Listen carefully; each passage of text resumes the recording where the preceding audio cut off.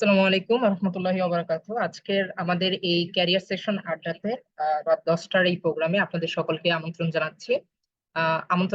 আমাদের আজকের বিশেষ অতিথি ফেরদৌস মাহবুব ভাইয়াকে। আহ, ভাই, আপনি কি আছেন? আমার কথা কি শোনা যাচ্ছে? হ্যাঁ ভাইয়া, আমি আছি। তুমি শুরু করো, সমস্যা নেই। সবাইকে ঈদ মোবারক এবং আজকে পহেলা বৈশাখের শুভেচ্ছা। তো আজকে আমাদের সাথে আছেন ফেরদৌস মাহবুব ভাইয়া। সেশন 2012-13। তিনি assistant superintendent of police, ASP 41তম বিসিএস। ভাইয়া আজকে তার মূল্যবান উম, আহ, যে মতামত রয়েছে সেটা আমাদের সাথে আজকে শেয়ার করবেন। তো আমি আজকে শুরুতেই ভাইয়ের কাছে তার এই যে বিশ্ববিদ্যালয় জীবন থেকে উঠে আসা এবং তার যে এই যে আজকের যে এই জার্নি, এইটা যদি আপনি শুরু করেন। ওকে, আচ্ছা, আমি আগে থেকে বলছি, আমি হচ্ছে ভিডিওটা অফ রেখে কথা বলি একটু। আর যেহেতু আমার কোনো স্লাইড নেই, সো একটু মনোযোগ দিয়ে সবাই যদি শুনে, আশা করি সবারই উপকার হবে। তো ভাইয়া, ছোট্ট একটা কারেকশন করে দেই, আমি 12-13 সেশন না, আমি 13-14 সেশন, মানে আইপি ফিফথ ব্যাচ। আর হচ্ছে আমাদের ধরো, যখন আমি ইউনিভার্সিটিতে শুরু করি, আমাদের হচ্ছে টোটাল মোটামুটি 8 থেকে 9 মাস মতো সেশন জট পাই, বিভিন্ন পলিটিক্যাল কারণ, ভ্যালুয়েন্স এর জন্য এবং ইউনিভার্সিটিতে কিছু প্রবলেমের জন্য। তো আমি যখন বের হই তখন 40 বিসিএস আমি পাইনি। আর বেসিক্যালি আমার হচ্ছে বিসিএস এর উপর কোনো ফ্যাসিনেশন ফার্স্টে ছিল না। আমি এমনি। আচ্ছা, আমাকে কি শোনা যাচ্ছে? এটুকু ক্লিয়ার বলতে পারবা? জি ভাই, আপনাকে শোনা যাচ্ছে। আচ্ছা, আমার বিসিএস এর প্রতি তেমন কোনো ফ্যাসিনেশন ছিল না। শুধু আমি জানতাম যে আমাদের সিনিয়র এক বড় ভাই নাজমুল ভাই, উনি হচ্ছেন বিসিএস এর জন্য প্রিপারেশন নিচ্ছেন। শুনতাম, কিন্তু আসলে কিভাবে প্রিপারেশন নেয় বা কোনো আইডিয়া বা ছিল না। সো অ্যাজ ইউজুয়াল, আমাদের আইপি ডিপার্টমেন্টের তো খুব একটা ভালো সুনাম আছে যে আমাদের গ্রাজুয়েশন কমপ্লিট হওয়ার আগে আমাদের বিভিন্ন প্রাইভেট জব হয়ে যায়। তো আমিও এরকম আমার গ্রাজুয়েশনের ডিফেন্স কমপ্লিট হওয়ার আগে আমি একটা প্রাইভেট জবে জয়েন করি। তা জয়েন করার আর কি জবটা হয় এবং ডিফেন্স দিয়ে আমি জয়েন করি। আমি 5-6 মাস মতো জব করছিলাম। তো জব করার ওই টাইমে হয়তো আমি কিছুটা আসলে মানসিক শান্তিটা পাচ্ছিলাম না যে আসলে এই জব আমি কন্টিনিউ করব কি করব না। ইনিশিয়ালি অনেক প্রেশার থাকে। আর আর একটা প্রবলেম ছিল আমার, আমি যখন জবে জয়েন করি, আমার এই যে 5-6 মাসের মধ্যে 3 মাস স্যালারি অফ ছিল। একটু আগে মনে হয় তোমাদের রেজা অনুরাজ্জাক রুমি ভাইয়ের সেশন নিয়েছেন, আমরা একই একই সাথে জয়েন করি। তো এই যে স্যালারিটা অফ থাকার কারণে আমি আরো ডিমোটিভেটেড হই। আর ওই টাইমে আমি হচ্ছে ওই যেখানে জব করতাম ওইখানে আমার একটা কলিগের বাবা মারা যান, তিনি ছিলেন মুক্তিযোদ্ধা। তা ওনার জানাজায় আমরা অ্যাটেন্ড করতে গেলে দেখি ওই উপজেলার এসি ল্যান্ড যিনি ছিলেন, অ্যাসিস্ট্যান্ট কমিশনার অফ ল্যান্ড, উনি এবং 6 জন পুলিশ সদস্য এসে ওই মুক্তিযোদ্ধা আঙ্কেলকে হচ্ছে গার্ড অফ অনার দিয়েছেন জানাজার আগে। তা ওই এসি ল্যান্ড স্যার যখন আসেন ওইখানটাতে, স্থানীয় মানুষ তাকে যে পরিমাণ সম্মানের চোখে দেখেছে এবং যে পরিমাণ সমস্যার সমাধানের আশায় তার কাছে যে কথা বলার চেষ্টা করেছে, তো এই জিনিসটা দেখে আমি একটু বিসিএস এর প্রতি ফ্যাসিনেটেড হই। যে বাবা, আমার তো টাইম আছে, আমার এজ আছে, আমার অপরচুনিটি আছে, so why shouldn't I try.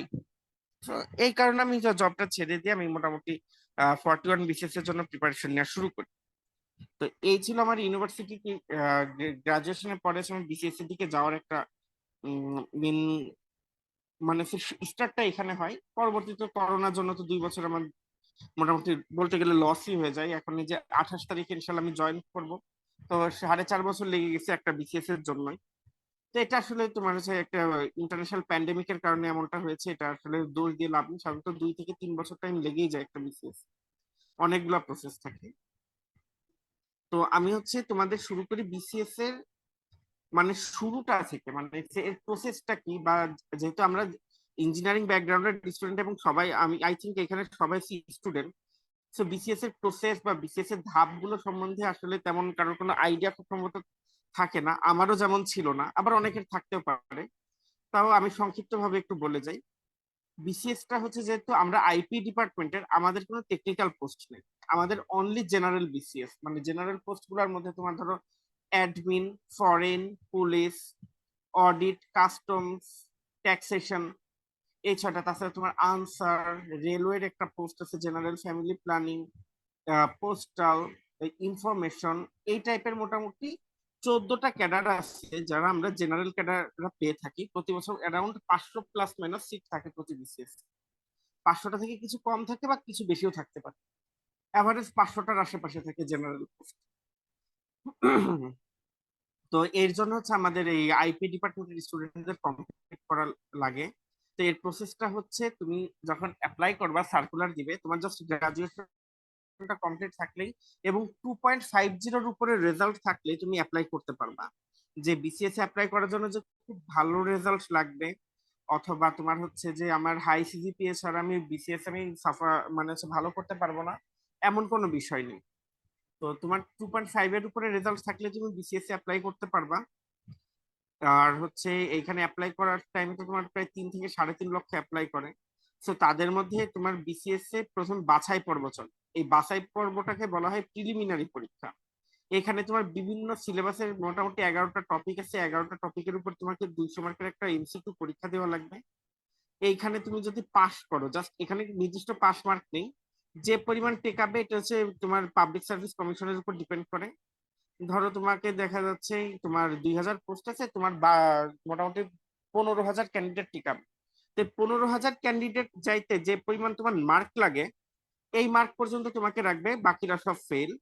তো ওই মোটামুটি এই প্রিলিমিনারিটা পাস করতে পারলে তোমার মেনলি বিসিএস এর প্রসেসটা শুরু। এরপরে তোমাকে মোটামুটি 7টা সাবজেক্টে 900 মার্কের রিটেন পরীক্ষা দেওয়া লাগবে। এই রিটেন পরীক্ষায় তোমার 900 মার্কের মধ্যে 450 পেলে পাস, কিন্তু বেসিক্যালি ক্যাডার পাইতে গেলে তোমাকে অন অ্যান এভারেজ 550 মার্ক পাওয়া লাগবেই। এর কম হলে সাধারণত ভালো ক্যাডার আসে না। আস- আসে অনেক ক্ষেত্রে, সেখানে তোমার ভাইভাতে এক্সট্রাঅর্ডিনারি লেভেলের ভালো করা লাগে। সরি। তো এরপরে তুমি বিসিএস রিটেনটা পাস করার পরে তোমাকে 200 মার্কের আবার ভাই অ্যাপিয়ার হইতে হবে। এই দুই ভাইভাতে আবার 200 মার্কের মধ্যে 100 পেলে পাস, কিন্তু তুমি যদি ভালো করতে চাও তোমাকে ভাইভাতে অনেক ভালো মার্ক ক্যারি করা লাগে। এই অনেক ভালো মার্ক ক্যারি করার করা বলতে তোমাকে 150 প্লাস পাইতে হলে বেশ ভালো পরিশ্রম করা লাগবে ভাইভাতে, এবং ভার্সেটাইল নলেজ তোমাকে রাখতে হবে। তুমি যখন তোমার বিসিএস এর প্রিপারেশন নিবা, অর্থাৎ প্রিলিমিনারি রিটেনের প্রিপারেশনটা খুব মনোযোগ দিয়ে নিবা, ভাইবার প্রিপারেশনটা তোমার অনেকটাই হয়ে যাবে। আর কিছু কন্টেম্পোরারি ইস্যুর উপরে তুমি যদি ফোকাস করো তাহলে তুমি পেরে যাবা ইনশাল্লাহ। তো এইভাবে তুমি সুপারিশ প্রাপ্ত হবা। তোমার যদি নাম্বারের উপর ভিত্তি করে তুমি যদি জেনারেল ক্যাডার গুলোর মধ্যে সিলেক্ট হও, তাহলে তুমি দেখা যাচ্ছে রিকমেন্ডেড হইলা। এরপরে তোমাকে দেখা যাচ্ছে 2টা থেকে 3টা সংস্থা তোমার ভেরিফিকেশন করবে, তোমার মেডিকেল টেস্ট হবে, এই তোমার অনেক এই টাইপের কাজগুলো হয়ে দেন তোমাকে গেজেট আকারে তোমার হচ্ছে গেজেট বের হবে যে না তুমি আসলে চাকরিটা পেয়েছো। তোমার পিএসসি তোমাকে চাকরি দিবে না, অর্থাৎ পাবলিক সার্ভিস কমিশন তোমাকে চাকরি দিবে না। চাকরি দেওয়ার জন্য তোমাকে জাস্ট সুপারিশ করবে, মানে রিকমেন্ড করবে যে কে চাকরি দেওয়া যায়। দেন সংশ্লিষ্ট মন্ত্রণালয় তোমার এগেনস্টে বিভিন্ন রকম ভেরিফিকেশন করবে, তোমার মেডিকেল চেক আপ করবে, এই কাজগুলো হবে। দেন তোমার গেজেট যখন হবে তখন বুঝতে পারবা তোমার চাকরিটা হয়েছে, তুমি শিক্ষানবিশ আকারে তুমি বিসিএস এ জয়েন করতে পারবা। এই শিক্ষানবিশ বয়সটা তোমার থাকবে 3 বছর। এর মধ্যে বিভিন্ন ট্রেনিং, বিভিন্ন অ্যাটাচমেন্ট, এইগুলোর মাধ্যমে যে যে তোমাকে 3 বছর পরে চাকরিটা পার্মানেন্ট হবে। দেন তুমি বলতে পারবা যে আমি পার্মানেন্টলি একজন বিসিএস ক্যাডার চাকরি পেয়েছি। ইউজুয়ালি কেউ গেজেটেড হয়ে যাওয়ার পরে এই 3 বছরের মধ্যে তার চাকরি পার্মানেন্ট হয়ে যায়, এখনো পর্যন্ত কখনো শুনিনি যে কারো চাকরি পার্মানেন্ট হয়নি অথবা সে চাকরি থেকে বহিষ্কার হয়েছে। তো এটা হচ্ছে তোমার টোটাল বিসিএস এর প্রসেস। এরপরে তোমার হচ্ছে বিসিএস এর প্রিপারেশনটা তুমি কিভাবে নিবে। দেখো, বিসিএস প্রিপারেশন জিনিসটা বেসিক্যালি তোমার হচ্ছে ধৈর্যের একটা পরীক্ষা। তুমি কতটা ধৈর্য সহকারে পরিশ্রম করতে পারো, সেটার পরীক্ষা হচ্ছে বিসিএস। কারণ পড়াশোনা ইচ অ্যান্ড এভরিওয়ানই করবে, কিন্তু কতটা সময় নিয়ে সে ধৈর্যের সাথে শুরু থেকে শেষ পর্যন্ত লেগে থেকে যে ফিনিশিং নামাইতে পারবে বিসিএস এর, এইটা যে কয়জন পাবে তার সেটা হচ্ছে একটা দেখার বিষয়। কারণ বিসিএস এর প্রিপারেশন বাংলাদেশে বলতে গেলে যারা মোটামুটি গ্রাজুয়েশন শেষ করে সরকারি চাকরির জন্য প্রিপারেশন নেয়, তাদের সবারই টার্গেট থাকে বিসিএস এর প্রিপারেশন আমি নিব। এর মধ্যে কোনো চাকরি হয় হোক না হয় না হোক সেটা অন্য বিষয়। অনেকে দেখছে ব্যাংকের দিকেও চলে যায় বিসিএস এর প্রিপারেশন নিতে। কিন্তু একটা জিনিস মনে রাখবা, যে ভালো কিছু পাইতে হলে বাংলাদেশের টপ র্যাঙ্ক মানে সর্বোচ্চ লেভেলের সরকারি চাকরি পেতে হলে তোমাকে কিছু পরিশ্রম করতে হবে হবে এবং কিছু ধৈর্য ধরতে হবে, এবং অনেক ক্ষেত্রে তোমাকে হতাশ হওয়া লাগতে পারে। সেই হতাশাটাকে কাটানোর মতন মানসিক শক্তি যদি তোমার থাকে, এবং তোমার যদি মোটামুটি নিজে কোন রকম চলার মতন ফিনান্সিয়াল সাপোর্টটা তোমার থাকে, দেন তুমি বিসিএস এর দিকে আগাইতে পারো। সেই লেভেলে দৃঢ়তা নিয়ে তোমাকে আগাইতে হবে। কারণ তুমি যখন বিসিএস এর পড়াশোনাটা শুরু করবা, ধরো তুমি ইঞ্জিনিয়ারিং পড়াশোনা করে আসছি, আমরা যে বিভিন্ন রকম ম্যানেজমেন্ট সম্বন্ধে পড়ছি, মেকানিক্যাল বিভিন্ন টার্ম সম্বন্ধে আমরা পড়তেছি, আমরা ম্যাথমেটিক্যাল বিভিন্ন টার্ম, ফিজিক্সের বিভিন্ন টার্ম সম্বন্ধে পড়তেছি। এগুলো কিন্তু কিছুই তোমার বিসিএস এ কাজে লাগবে না। বিসিএস এ কিন্তু তোমাকে সে Bangla grammar, English grammar, Bangla literature, English literature, then তোমাকে বাংলাদেশের সাধারণ জ্ঞান সম্বন্ধে জিনিসপত্র জানতে হবে, আন্তর্জাতিক বিষয়ের যে সাধারণ জ্ঞান সে সম্বন্ধে তোমাকে আইডিয়া রাখতে হবে, তোমার জিওগ্রাফি সম্বন্ধে আইডিয়া রাখতে হবে, তোমার ইথিক্স অ্যান্ড গুড গভর্নেন্স সম্বন্ধে আইডিয়া রাখতে হবে, এবং তোমাকে mathematics, mental ability, general science এবং কম্পিউটার আইসিটি এইগুলো সম্বন্ধেও তোমাকে আইডিয়া রাখতে হবে। এই টোটাল এই সাবজেক্ট গুলোর উপরেই তোমাকে কিন্তু প্রিপারেশন নিতে হবে, যা আসলে আমাদের একাডেমিক পড়াশোনা খুব বেশি হেল্প করতে পারবে না। তো তোমাকে এইটা কিন্তু মাথায় রেখে আগাইতে হবে যে হোমজিক্যালি বিসিএস এর দিকে আসলাম, এসে আমি অথৈ সাগরে পড়বো এমন কিন্তু না। আসলে আমরা যারা পড়াশোনা করে এসেছি এই পর্যন্ত, আমাদের কারোর কাছে এগুলো কঠিন লাগবে না, যদি আমার মধ্যে একাগ্রতাটা থাকে যে হ্যাঁ আমি পারবো, আমাকে পারতেই হবে। এই মানসিকতাটা থাকলে তুমি দেখবা তোমার এই জিনিসগুলো খুব বেশি একটা কঠিন লাগবে না। আর যদি তোমার মনে হয় যে না আমার একটু বেশি কঠিন লাগতেছে, এটা আমি পারবো না বা এই ট্র্যাকটা আমি ছাড়বো না, দেন তুমি হায়ার স্টাডিজ এর জন্য বাইরে চলে যাও, বা দেশে বিভিন্ন রকম ভালো ভালো প্রাইভেট জব আছে। যেমন আমাদের ব্যাচের ফ্রেন্ডরা তো কত ভালো ভালো প্রাইভেট জবে আছে, হাই স্যালারিতে আছে, তারা কর্পোরেট জব করতেছে, সেখানে তুমি যাইতে পারো। আবার আইপি তে কিন্তু আমি জানি না এখন ইউনিভার্সিটির কি অবস্থা, আমাদের পর্যন্ত কিন্তু হাতে গোনা একজন কিংবা দুইজন দেশের বাইরে হায়ার স্টাডিজে যেই সেটেলড হইতে পারছে। তো সেই দিকেও তোমরা ফোকাস রাখতে পারো যে আইএলটিএস টা দিব, গ্রাজুয়েশনের পর পরে আইএলটিএস টা দিব, দিয়ে আমি হায়ার স্টাডিজের জন্য বাইরে যেতে পারি, সেখানে আমি আমার ক্যারিয়ার সেট আপ করতে পারি, আমি ক্যারিয়ার ডেভেলপ করতে পারি। এইটা খুব ভালো একটা জিনিস। কিন্তু কারো যদি দেশে থেকে গভর্নমেন্ট জবের প্রতি ফ্যাসিনেশন থাকে, সোশ্যাল, তোমার জব সিকিউরিটি, সোশ্যাল রেসপেক্ট, এই জিনিসগুলোর প্রতি যদি ফ্যাসিনেশন থেকে থাকে, পাওয়ার এক্সারসাইজ, দেন তুমি ভাই বিসিএস এ আসতে পারো। It is a good opportunity, very good opportunity তোমার জন্য। এবং বিসিএস ফিল্ডে তুমি যখন আসবা, তোমার একাডেমিক পড়াশোনা তোমাকে খুব বেশি একটা হেল্প না করলেও, তুমি একটা জিনিস খেয়াল করবা যে আমরা যেরকম আইপি ডিপার্টমেন্টে যেরকম হার্ড কোশ্চেনের সাথে সার্ভাইভ করে আমরা পাস করে আসি, বা মোটামুটি একটা অ্যাভারেজ রেজাল্ট বা ভালো একটা রেজাল্ট লিখে আমরা পার করে আসতে পারি, এই মানসিকতা এবং টেকনিক্যালি পড়াশোনা মানে অল্প কষ্ট করে কিভাবে বেশি আউটপুট আনা যায়, এই মানসিকতাটাই তোমাকে বিসিএস এর জন্য খুব বেশি হেল্প করে। যেটা আমি হেল্প পেয়েছি, যে যে টাইপের প্রশ্ন আসুক না কেন আমি আনসার করতে পারবো, মোটামুটি একটা মেন্টাল একটা সেট আপ ছিল। তো যার কারণে আমি মোটামুটি অনেক বৈরী প্রশ্ন আসতো, আমি সেখানে আনসার করে আসতে পেরেছি, স্পেশালি রিটেনের টাইমে। তো এইভাবে তুমি আগাইতে পারো। এখন তোমার বিসিএস এ কিভাবে তুমি পড়াশোনাটা শুরু করবে? বিসিএস এর পড়াশোনাটা শুরু করলে তোমার গ্রাজুয়েশনের পরপরই তোমার বেশি সময় নষ্ট না করাই বেটার হবে। তুমি কি করতে পারো, তুমি দেখা যাচ্ছে যে কোনো একটা কোচিং সেন্টারে ভর্তি হতে পারো। কোচিং সেন্টারটা খুব যে বেশি ম্যান্ডেটরি সেটাও না, বাট কোচিং সেন্টার তোমাকে অনেক রকম ভাবে হেল্প করতে পারবে। ঠিক আছে, এই হেল্পটা তুমি কোচিং সেন্টার থেকে নিতে পারো, কিভাবে তোমার পড়াশোনাটা করলে ভালো হয়, কিভাবে তোমার হচ্ছে অল্প সময়ের মধ্যে অনেক পড়াটা গোছানো যায়, এই কাজগুলো তোমাকে কোচিং করে দিতে পারে। আর তুমি নিজে নিজে প্রিপারেশন নিলেও যে বিসিএস পাস করতে পারবা না এমন না, তুমি নিজে নিজে প্রিপারেশন নিয়েও খুব ভালোভাবে বিসিএস টা কমপ্লিট করতে পারবা। লাইক তুমি যদি টেকনিক্যালি তুমি বিসিএসসি সিলেবাসটা একটা ভালো নলেজ তুমি নাও নিজে করে, দেন তুমি সেই অনুযায়ী বাজার থেকে গাইড বই কিনলা, তুমি কিছু রেফারেন্স বুক করলা, এই বই এই জিনিসগুলো পড়ে তুমি কিন্তু মোটামুটি 6 থেকে 7-8 মাসের মধ্যে একটা প্রিলিমিনারি একটা কম্প্যাক্ট প্রিপারেশন নিতে পারো। আর এইরকম একটা কম্প্যাক্ট প্রিপারেশন নিলে এটাই তোমার রিটার্নের জন্য মনে করবা তোমাকে প্রায় 50% এগিয়ে রাখতে পারবে। এইভাবে তুমি করতে পারো। যেমন তোমার বাংলাতে তুমি একটু আমার আসলে স্লাইডটা থাকলে খুব ভালো হতো। অ্যাকচুয়ালি আমি ঢাকা থেকে এবার বাসায় আমি আমার ল্যাপটপটা আনিনি বিধায় আমি স্লাইড শেয়ার করে তোমাদের আমি দেখাইতে পারতেছি না। জাস্ট আমি একটু মৌখিক ভাবে বলি, কারো যদি বুঝতে প্রবলেম হয়, কেউ প্লিজ একটু কমেন্ট করে জানিও যে ভাইয়া আমি এখানে বুঝতে পারছি না। ধরো বিসিএস এর সিলেবাসটা হচ্ছে তোমার প্রিলিমিনারি সিলেবাসটা থেকে আমি শুরু করি, যেহেতু এখন তোমরা একটা প্রিলিমিনারি স্টেজেই আসছো। পরে প্রিলিমিনারি সিলেবাসটা হচ্ছে 200 মার্কের মধ্যে বাংলার জন্য 35 মার্কস বরাদ্দ। এখানে বাংলায় 35 মার্কসের মধ্যে 15 মার্কস হচ্ছে বাংলা গ্রামার, আর 20 মার্কস হচ্ছে বাংলা লিটারেচার। ঠিক আছে? তো এই বাংলা গ্রামার তোমরা হচ্ছে 9-10-এ যা পড়ে এসেছি, ইন্টারমিডিয়েটে মোটামুটি যা পড়ে এসেছি এইগুলাই, নতুন কিচ্ছু না, নতুন কোনো কঠিন কিছুই না, জাস্ট ওই বেসিকটা ভালো থাকলে তুমি বাংলা গ্রামারটা পার করে আসতে পারবা। আর আমাদের জন্য বাংলা লিটারেচারের এই যে কবি সাহিত্যিক এবং তাদের সৃষ্টি সাহিত্যগুলা সম্বন্ধে জানাটা একটু কঠিন, বাট অসম্ভব না, মোটেও অসম্ভব না। তুমি মোটামুটি একটা এফোর্ট দিলেই তুমি এই জিনিসগুলো তুমি পেরে যাবে। এরপরে আসতেছে তোমার ইংলিশ। ইংলিশেও তোমার 35 মার্কস। ইংলিশে 35 মার্কসের মধ্যে 20 মার্কস হচ্ছে ইংলিশ গ্রামার, আর 15 মার্কস হচ্ছে ইংলিশ লিটারেচার।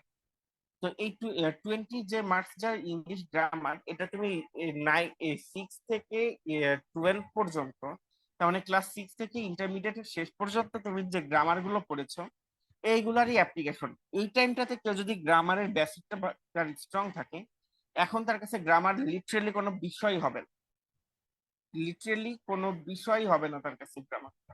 জাস্ট একটু প্র্যাকটিস এবং কি টাইপের কোশ্চেন পরীক্ষায় আসে সেগুলো একটু ওভারভিউ রাখলেই তুমি ইংলিশ গ্রামারটা পার করতে পারবা। এবং আমাদের জন্য অবশ্যই ইংলিশ লিটারেচারটা একটু কঠিন, বাট খুব যে কঠিন তা না। ধরো অনেক সিলেবাসের মধ্যে আমরা যদি সিলেক্টিভ 20 থেকে 25টা সাহিত্যিক আমরা পড়তে পারি, তাহলে এই ইংলিশ লিটারেচারের যে 15 মার্ক, তার মধ্যে 8 থেকে 10 মার্ক আমরা কমন পেয়ে যাবো, যেটা ফার মোর এনাফ আমাদের জন্য। ধরো এই 35, 35, 70 চলে গেল, আর 30 মার্কস থাকবে তোমার বাংলাদেশ অ্যাফেয়ার্স এর উপর। এই বাংলাদেশ অ্যাফেয়ার্স এর মধ্যে তোমার হচ্ছে বাংলাদেশের হিস্ট্রি, তোমার ইন্ডিয়া কি ন্যাশনাল ইন্ডিপেন্ডেন্স এর যে আমাদের লিবারেশন ওয়ারের যে হিস্ট্রি, বা লিবারেশন ওয়ারের আগেও যে আমাদের হচ্ছে একদম পাস্ট, তোমার হচ্ছে একদম প্রাচীন আমলের যে হিস্ট্রি, এইগুলোর উপর এইগুলো থেকে তোমার কোশ্চেন হবে। দেন তোমার হচ্ছে বর্তমানে বাংলাদেশের ইকোনমি নিয়ে কোশ্চেন হবে, তোমার পপুলেশন নিয়ে কোশ্চেন হবে, তোমার ইন্ডাস্ট্রি নিয়ে কোশ্চেন হবে, কন্টেম্পোরারি ইস্যুস নিয়ে কোশ্চেন হবে, বাংলাদেশের কনস্টিটিউশনটা নিয়ে কোশ্চেন হবে। এইখান থেকে তোমার মোটামুটি অল অল এভারেজ তোমার 30টা কোশ্চেন হবে। এইটা তোমার যদি রেগুলার বেসিস তোমার যদি পড়ার অভ্যাস থাকে, জানার জন্য তুমি যদি পড়তে চাও, তুমি খুব সুন্দরভাবে এই জিনিসটা খুব সহজে তুমি ক্যাপচার করে নিয়ে তুমি এগিয়ে যেতে পারবা। এরপরে তোমার ইন্টারন্যাশনাল অ্যাফেয়ার্স এর তাই, যে তোমার ইন্টারন্যাশনাল অ্যাফেয়ার্স এর হিস্ট্রি থেকে আসবে, তোমার গ্লোবাল ইস্যুস থেকে আসবে, দেন তোমার হচ্ছে গ্লোবাল যে কন্টেম্পোরারি ইস্যুস এগুলা থেকে আসে, তোমার হচ্ছে এনভায়রনমেন্ট থেকে আসে, দেন তোমার হচ্ছে বিভিন্ন তোমার হচ্ছে ইকোনমিক যে যে তোমার জাতিসংঘ বা এই টাইপের যে ওয়ার্ল্ড ব্যাংক এই টাইপের তোমার হচ্ছে এখান থেকে তোমার প্রচুর প্রশ্ন আসে। এগুলো নিয়ে টোটাল মোটামুটি ইন্টারন্যাশনাল অ্যাফেয়ার্স তোমার 20টা কোশ্চেন হবে। এইটা তোমার মোটামুটি রেগুলার বেসিসে গিয়ে একটু একটু করে পড়তে থাকলে তোমার একটা কমপ্লিট প্রিপারেশন হয়ে যাবে ইজিলি। এই তোমার 120 গেল। এরপরে তোমার mathematics, mental abilities, general science and computer, এই জিনিসটা হচ্ছে আমাদের জন্য খুব স্ট্রং একটা ফিল্ড। এই ফিল্ডটাতে তুমি একটু মিনিমাম এফোর্ট দিলে তুমি এখান থেকে এই 60-র মধ্যে তুমি দেখা যাচ্ছে 50+ মার্ক তুমি ইজিলি ক্যাপচার করতে পারবা, যেটা আমাদের আসলে আয়ত্তের মধ্যে। তো তো এইখানে তুমি একটু মিনিমাম এফোর্ট দিলে তোমার দেখা যাচ্ছে একটা ভালো নাম্বার চলে আসবে। আর ম্যাথমেটিক্স মোটামুটি আমরা এসএসসি লেভেলে যা করে এসেছি, জেনারেল ম্যাথ, হায়ার ম্যাথ নিয়ে এগুলোই আসবে। মেন্টাল অ্যাবিলিটিও ম্যাথমেটিক্স এর সাথে খুবই ভেরি মাচ রিলেটেড, টেনশনের কিছু না। জেনারেল সায়েন্সও আমাদের ওই এসএসসি লেভেলের জেনারেল সায়েন্স আসে, এবং কম্পিউটার আইসিটি তো আমরা এসএসসি ইন্টারে যা তোমরা পড়ে এসেছো সেখান থেকে ম্যাক্সিমাম কোশ্চেনটা হয়। তো খুব বেশি কঠিন তোমাদের কাছে এটা লাগবে না। আর বাকি থাকলো 20 মার্কস। এখানে 10 মার্কস তোমার হচ্ছে জিওগ্রাফি থেকে আসে, জিওগ্রাফি অ্যান্ড ডিজাস্টার ম্যানেজমেন্ট, এটা বাংলাদেশ অ্যাফেয়ার্স এর মতনই পড়া, ইজি। আর 10 মার্কস থেকে তোমার ইথিক্স, গুড গভর্নেন্স, মানে হচ্ছে তোমার নৈতিকতা, মূল্যবোধ এবং সুশাসন থেকে। তো এইগুলা তোমার হচ্ছে এই নৈতিকতা, মূল্যবোধ, সুশাসন খুব মিনিমাম ইফোর্টে ভালো একটা নাম্বার পাওয়া যায়। বাট তোমাদের একটা জিনিস মাথায় রাখতে হবে যে ভাইয়া, বিসিএস পড়তে গেলে কিন্তু বিসিএস এর পড়া পড়তে গেলে তোমার একবারে কিন্তু মনে থাকে না, তোমার পড়বা তুমি ভুলে যাবে। হ্যাঁ, আমি তুমি একটু একবার ইন্টারাপ্ট পড়ে তুমি করছি। হ্যাঁ হ্যাঁ হ্যাঁ, প্লিজ বলো। ভাই অনেকের হচ্ছে কথা শোনা যাচ্ছে না, এখন কি কথা শোনা যাচ্ছে?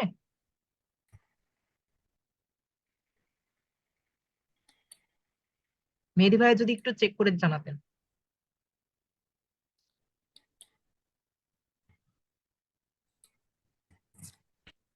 এখন মনে হয় শোনা সবার সবাই শুনতে পাচ্ছে কথা। আহ, মাঝখানে জি কি ইন্টারাপ্ট শোনা ছিল যাচ্ছে? অল্প ভাই? এখন ক্লিয়ার আছে ভাইয়া। আচ্ছা আচ্ছা, জি ভাই ঠিক শোনা আছে, যাচ্ছে, তাহলে আপনি আমি ক্যারি করুন। কন্টিনিউ করলাম। জি ভাই। ওকে, আমি কন্টিনিউ করলাম। তো বিসিএস পড়তে গেলে তোমাদের প্রথমে যে হতাশাটা কাজ করবে, যে ভাই আমি এত ইফোর্ট দিয়ে পড়তেছি, এত পরিশ্রম করে পড়তেছি, আমার তো কিছু মনে থাকতেছে না, আমি সব ভুলে যাচ্ছি। ভাই তুমি, এটা তোমার জন্য খুব কমন একটা, তোমার জন্য না, যারা বিসিএস এর প্রিপারেশন নিতে যায় তাদের সবারই একটা কমন একটা ব্যাপার যে মনে থাকে না। অ্যাকচুয়ালি এই আমাদের এই ধরো গ্রাজুয়েশন কমপ্লিট করতে করতে আমাদের 22-23 বছর বয়স হয়ে যায়। এই বয়সে যে নতুন ভাবে পড়া আসলে মনে রাখাটা কঠিন। ঠিক আছে, তো পড়াটা তোমার মনে থাকবে না, কিন্তু তুমি কন্টিনিউয়াসলি পড়তে থাকলে, তুমি যদি মনোযোগ দিয়ে কন্টিনিউয়াসলি পড়তে থাকো, যে আজকে আমি পড়ে রাখলাম, আবার দেখা যাচ্ছে 7 দিন পরে এই টপিকটা আবার একটু রিভাইজ দিলাম, এরকম ভাবে দিতে থাকলে কিন্তু তোমার দেখবা পড়াটা ধীরে ধীরে ধীরে ধীরে আত্মস্থ হয়ে যাবে, এবং তোমার ইনফরমেশন গুলো মেমোরিতে তোমার একদম সেটেল ডাউন হয়ে যাবে। এইভাবে তোমার হচ্ছে পড়াটা আহ এগিয়ে নিতে হয়। এই সাফারটা কিন্তু আমি না, আমার মতন যারা এখানে ক্যাডার হয়েছে, বিভিন্ন ক্যাডারের যারা এখন গেজেটেড হয়ে গিয়েছে, বা এই যে 43-এ যারা রিকমেন্ডেড হয়েছে, প্রত্যেকেরই এই একটা কমন প্রবলেম যে ভাই পড়া মনে থাকে না। এটা হবেই ভাই, তো এটা নিয়ে হতাশ হওয়া যাবে না। তো এইভাবে তোমাদের মানসিক ভাবে দৃঢ়তা নিয়ে আগাইতে হবে। আর সব থেকে বড় কথা, আমি যে জিনিসটা বেশি আর একটা জিনিস খুব বেশি ভাবে সাফার করেছি, সেই সাফারের জায়গাটা হচ্ছে হতাশা। ধরো আমার অলমোস্ট 4 থেকে সাড়ে 4 বছর লেগে গেছে, তার আগে প্রিপারেশন নিতে আরো 6 মাস, ধরো 5 বছর টাইম লেগে গিয়েছে বিসিএস এ আমি এখন ধরো জয়েন করার স্টেজে আসতে। তো এর মধ্যে দেখেছি যে আমার ফোকাস বিসিএস, আমি কখনো ব্যাংকেও পরীক্ষা দিই। তো আমি দেখেছি যে আমার অমুক বন্ধুর বা অমুক জুনিয়র বা অমুক সিনিয়রের, অমুক পরিচিতর বা অমুক ভাই ব্রাদারের এই চাকরি হয়ে যাচ্ছে, ওই চাকরি হয়ে যাচ্ছে। ভাই আমরা তো মানুষ, আমাদের কিন্তু হতাশা অবশ্যই কাজ করেছে, হতাশাটা কাজ করে। কিন্তু পরক্ষণে তুমি একটু যদি চিন্তা করতে পারো যে ভাই আসলে আমার লক্ষ্যটা কি, সে কি আমার লক্ষ্যে লক্ষ্যে আমার থেকে আগায় চলে গিয়েছে? যদি আমার লক্ষ্যতে সে হচ্ছে আমার থেকে এগিয়ে না চলে যায়, তাহলে তো আমার হতাশ হওয়ার কোনো কাজ নেই। আমার, ধরো আমার টার্গেট হচ্ছে বিসিএস, তো আমার পরিচিত একজন যদি কেউ ব্যাংকের সিনিয়র অফিসার বা অফিসার হয়ে যায়, এটা তো আমার হতাশ হয়ে লাভ নেই, কারণ ওটা তো আমার টার্গেট ছিল না। তো এই মানসিকতাটা হচ্ছে রাখতে হবে। এই মানসিকতাটা রাখলে হবে কি, তোমার যে হতাশ হওয়ার যে প্রবণতাটা, এই প্রবণতাটা তোমার চলে যাবে, এবং তুমি আবার নতুন ভাবে তুমি কাম ব্যাক করতে পারবা। আর একটা হতাশা হচ্ছে, তোমার বিভিন্ন রকম পরীক্ষা দিবা, দেখা যায় তুমি যখন প্রিপারেশন শুরু করছো, কিছুদিন অল্প কিছুদিন প্রিপারেশন নিয়েছো, এখনো কম্প্যাক্ট প্রিপেয়ার প্রপারলি তুমি প্রিপেয়ার্ড হওনি, তোমার কম্প্যাক্ট প্রিপারেশন হয়নি, তুমি বিভিন্ন পাবলিক পরীক্ষা অ্যাটেন্ড করলে তুমি ফেল করবা, তোমার রেজাল্ট আসবে না, এটা তোমাকে একটা হতাশা সৃষ্টি করবে। তো এই হতাশাটাকেও কিন্তু তুমি পাত্তা দেওয়া যাবে না, যে তোমার কিন্তু মাথায় রাখতে হবে যে আমার কিন্তু প্রিপারেশনটা এখনো হয়নি, বা আমার এখানে এখানে ল্যাকিংস আছে, এগুলো আমাকে পার করতে হবে। কারণ তোমার হবে, তুমি একবার ফেল করবা, দুইবার ফেল করবা, কিন্তু তোমার হবেই। যেমন আমি ব্যাংক বা বিভিন্ন গ্যাস ফিল্ডে পরীক্ষা দিয়েছি, বিসিকে পরীক্ষা দিয়েছি, আমার কিন্তু সেগুলোতে পাস আসেনি। কেন পাস আসেনি? আমি মনে করছি যে আমার ওইগুলোতে প্রিপারেশনের হয়তো ল্যাকিংস আছে, বিধায় পাস আসেনি। কিন্তু আমি যে যতগুলো বিসিএস দিয়েছি, আলহামদুলিল্লাহ আমার একটাতেও কিন্তু বিসিএস প্রিলিমিনারি ফেল করা লাগে, কারণ আমার বিসিএস এর প্রিপারেশনটা খুব কম্প্যাক্ট ভাবে আমি নিতে পেরেছি। তো এই জন্য হতাশ হওয়া যাবে, যে যেটা হবে, তোমার টার্গেট তুমি ফুলফিল করার জন্য তুমি তোমার লক্ষ্য নিয়ে এগিয়ে যাবা, তাহলে তুমি দেখবা তোমার হতাশা জিনিসটা কাজ করবে না, তুমি খুব ভালোভাবে কাজ করতে পারতেছো। আর আরেকটা জিনিস তোমাকে মাথায় রাখতে হবে, যে বিসিএস পরীক্ষার হলে যে কোনো সিচুয়েশন তোমাকে হ্যান্ডেল করার মতো মানসিক দৃঢ়তা রাখতে হবে। যদি যে দেখো যে প্রশ্ন খুব কঠিন হয়ে গিয়েছে, তাহলে তুমি বুঝবা যে এখানে কাটমার্ক খুব বেশি হবে না, অল্প হবে, সো তুমি তোমার ফিল্ডে যেগুলো তোমার কমফোর্ট জোনে আছে সেগুলো তুমি আনসার করবা, দেখবা তাতে তোমার পাস হয়ে যাচ্ছে। আবার তুমি যদি দেখো যে প্রশ্ন খুব সহজ হয়েছে, তাহলে সেই ক্ষেত্রে তুমি কিন্তু আহ অনেক বেশি মার্ক তোমার ক্যারি করতে হবে বিসিএস এ টিকার জন্য বা প্রিলিমিনারিতে টিকার জন্য, তো সেরকম ভাবে তোমার মেন্টাল সেট আপ রাখতে হবে। এগুলো তোমার পরীক্ষা দিতে দিতে কন্টিনিউয়াসলি পরীক্ষা দিতে দিতে দিতে দিতে তোমার হচ্ছে অভ্যাসগুলো হয়ে যায়। এখন আসো তোমার হচ্ছে এই পড়ার সিস্টেমটা, আমি একটু এটা তোমাদের নিয়ে একটু কথা বলি। দেন আমি হচ্ছে বিসিএস এর ক্যাডারদের অপরচুনিটি এবং তাদের ক্যারিয়ারের গ্রোথ এগুলো নিয়ে তোমাদের সাথে হচ্ছে আলোচনা করবো। বিসিএস পড়ার সিস্টেমটা হচ্ছে, তুমি ধরো একটা টপিক পড়াশোনা করতেছো, একটা টপিক নিয়ে তুমি পড়তে গেলে, ধরো তুমি বাংলাদেশের তুমি অর্থনীতি নিয়ে বাংলাদেশের অর্থনীতি নিয়ে তুমি পড়তে গেলে, ছোট্ট একটা টপিক। তো এই টপিকটা পড়তে গেলে তুমি দেখবা, ধরো এটা তুমি যে কোনো একটা বইতে গেলে তোমার 30 থেকে 40টা পৃষ্ঠার একটা টপিক এটা। এই টপিক নিয়ে তোমার পড়তে গেলে তুমি দেখবা যে একবার রিডিং দেওয়াতেই তোমার 40 থেকে 50% কিন্তু মেমোরাইজ হয়ে যাচ্ছে, বা তোমার এমন ভাবে তোমার মেমোরিতে চলে আসছে যে এই জিনিসটা তোমার আর কখনো ভুল হবে না। বাট বাকি 50% জিনিস কিন্তু তুমি ভুলে যাবা, সেটা তোমার দ্বিতীয়বার রিভাইজে হয়ে যাবে। দ্বিতীয়বার রিভাইজ দিতে যে দেখবা যে না, আমার আরো ধরো 20% জিনিস তুমি ক্যাপচার করে ফেলতে পারছো, কিন্তু ওই টপিকটার ওই বিষয়টার তোমার 20 থেকে 30% জিনিস দেখবা তোমার কাছে অ্যাডপ্ট করতে অনেক কষ্ট হয়ে যাচ্ছে বা কঠিন হয়ে যাচ্ছে। সেক্ষেত্রে তোমার হচ্ছে মার্ক করে রাখবা বইতে। দেখা যাচ্ছে ওই টপিকটা বা ওই জিনিসটা তুমি একটা ভিন্ন কোনো কালিতে মার্ক করে রাখলা, পরবর্তীতে তুমি যখন ওই টপিকটা পড়তে যাবা, ওই টপিকটা পড়তে গেলে তুমি তোমার কাছে বা ওই বিষয়টা তুমি যখন পড়তে যাবা, তখন তুমি ওই বিষয়ের ওই টপিক গুলা বা ওই জিনিসগুলো তোমার বেশি বেশি করে ফোকাস করলে তোমার খুব দ্রুততম সময়ের মধ্যে রিভিশন হয়ে যাবে এবং প্রিপারেশনটা একটা কম্প্যাক্ট প্রিপারেশন হবে। এটাই কিন্তু তোমার প্রিলিমিনারি তে ভালো করার বা প্রিলিমিনারির একটা কম্প্যাক্ট প্রিপারেশন নেওয়ার হচ্ছে মেইন টেকনিক। এই এইভাবেই মানুষ যতজন আমাদের পরিচিত যতজন ধরো বিসিএসসি কোয়ালিফাই করছে বা কন্টিনিউয়াসলি প্রিলিমিনারি পাস করে যায়, তারা কিন্তু এভাবেই পড়াশোনা করেছে এবং এভাবেই তারা সাকসেসফুল হয়েছে। যদিও ম্যান টু ম্যান অনেকের অনেক রকম ভাবে ভ্যারি করতে পারে, বাট এটা হচ্ছে তোমার একটা অন অ্যান এভারেজ একটা টেকনিক। এবার আসো বিসিএস এ তোমাদের হচ্ছে, বিসিএস এ তোমার হচ্ছে চাকরির যে অপরচুনিটি গুলা বা তোমার প্রমোশন ফ্যাসিলিটি গুলা এবং তুমি কি কি ফ্যাসিলিটি পাইতে পারো বিসিএস এ, এই টাইপের। যেমন আমি আমার পুলিশ নিয়ে ফার্স্টে বলি। ধরো আমি 28 তারিখে জয়েন করার পর পরই আমি হচ্ছে আমার মূল বেতনটা চালু হয়ে যাবে। আমার নবম গ্রেডের যে মূল বেতন, তার সাথে একটা ইনক্রিমেন্ট দিয়ে আমি মূল স্কেল পাওয়া শুরু করব। তার সাথে তোমার হচ্ছে মেট্রোপলিটন অঞ্চলে থাকলে 55% হাউস রেন্ট এবং আদার্স মেডিকেল ফ্যাসিলিটি দিয়ে আমি একটা হ্যান্ডসাম অ্যামাউন্ট পাবো স্টার্টিং এ। এবং তার সাথে আমাদের পুলিশের জন্য থাকবে আলাদা রেশন ব্যবস্থা। সে সর্বোচ্চ 4 জনের পর্যন্ত রেশন দেয় একজন অফিসারকে। তো সেখানে ধরো আমি ম্যারিড থাকলে আমি এবং আমার ওয়াইফ পাবে, আমার যদি 2টা বাচ্চা পর্যন্ত অ্যালাওয়েন্স থাকবে। আর আমি এখন সিঙ্গেল, আমি একজনের রেশন পাবো, এই হিসাবে চলে যাবে। তার পাশাপাশি পুলিশের জন্য একটা স্পেশাল ভাতা থাকে গভর্নমেন্টের, সেটা হচ্ছে জয়েন করার পরপরই সেই ভাতাটা একটা হ্যান্ডসাম অ্যামাউন্ট আমরা পাবো এবং এটা আমার ট্রেনিং পর্যন্ত চলতে থাকবে।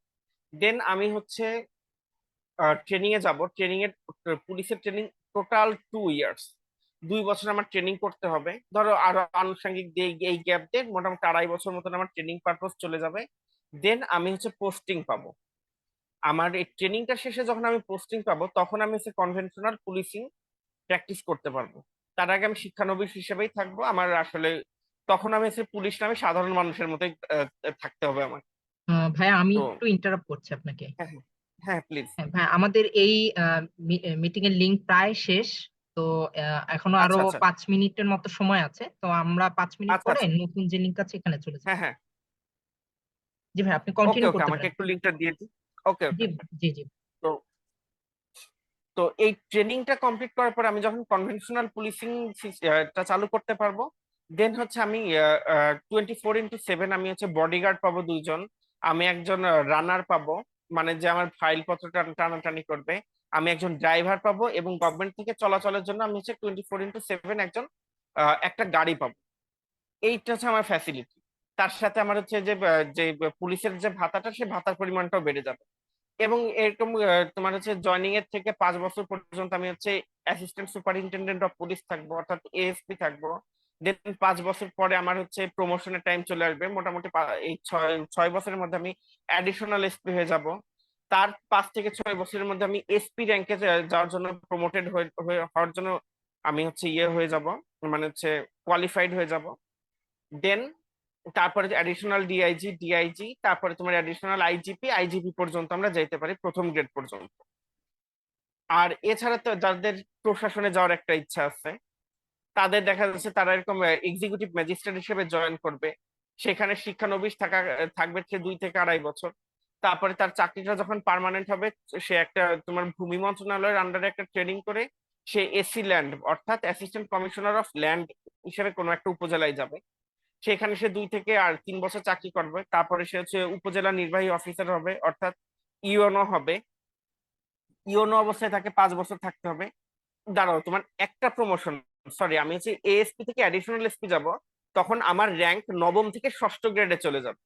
আর একজন ম্যাজিস্ট্রেট যখন তোমার ম্যাজিস্ট্রেট এসি ল্যান্ডের থেকে যখন সেই ইওনোতে তোমার প্রমোশন হবে, সে নবম গ্রেড থেকে একবারে ষষ্ঠ গ্রেডে চলে যাবে। এইটা হচ্ছে প্রমোশনের সিস্টেম। দেন ইওনো থেকে সে হচ্ছে ডেপুটি সেক্রেটারি বা ডেপুটি কালেক্টর হিসেবে, সে ডিসি হিসেবে প্রমোটেড হবে 5 থেকে 6 বছর পরে। দেন সে সেখান থেকে তোমার জয়েন্ট সেক্রেটারি, তারপর সে অ্যাডিশনাল সেক্রেটারি, সেক্রেটারি এবং সিনিয়র সেক্রেটারি পর্যন্ত যেতে পারবে। সিনিয়র সেক্রেটারি স্পেশাল গ্রেড, আর এছাড়া তোমার সেক্রেটারি হচ্ছে ফার্স্ট গ্রেড। তো এই পর্যন্ত তাদের প্রমোশন ফ্যাসিলিটি আছে। প্রত্যেকটা ক্যাডারই এমন ফ্যাসিলিটি আছে। আর ফরেন ক্যাডারটা হচ্ছে একটা চার্মিং জায়গা। ফরেন ক্যাডারদের প্রথমে তারা হচ্ছে পররাষ্ট্র মন্ত্রণালয়ে তারা হচ্ছে অ্যাটাচড থাকে। সেখানে বিভিন্ন রকম ট্রেনিং করবে, বিভিন্ন রকম অ্যাটাচমেন্ট করবে, বিভিন্ন রকম দেশের মধ্যে কাজ করবে। দেন 5 বছর পরে তারা দেশের বাইরে যায়, বিভিন্ন তোমার হচ্ছে দূতাবাসে তারা হচ্ছে পদায়ন পাবে, অর্থাৎ পোস্টিং পাবে। তারা যখন ফরেনে পোস্টিং পাবে, সেখানে ওই দেশের প্রথম শ্রেণীর নাগরিকের মতন সে ট্রিটেড হবে। এবং তাকে কোনো প্রকার তোমার সে ইনকোয়ারি করা যাবে না, তাকে কোনো প্রকার পুলিশে জেরা করা যাবে না। সে বাইরে গেলে তাকে হচ্ছে পর্যাপ্ত নিরাপত্তা দিতে হবে। এই ফ্যাসিলিটি গুলো কিন্তু তোমার ফরেন ক্যাডাররা পেয়ে যাবে। এবং তাদের বেতনটা হবে হচ্ছে মার্কিন ডলারে। তারা কিন্তু কনভেনশনাল টাকাই বেতন পাবে না।